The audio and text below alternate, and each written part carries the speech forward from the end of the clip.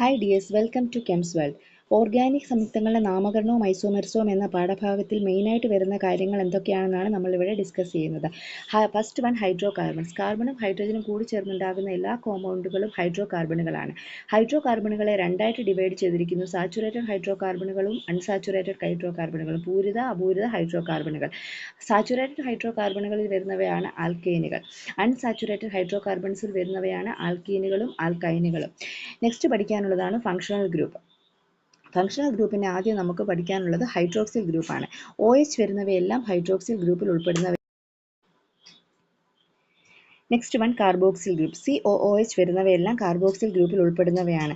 Next one, aldehyde. CHO വരുന്നവയെല്ലാം aldehyde ഗ്രൂപ്പിൽ പെടുന്നു.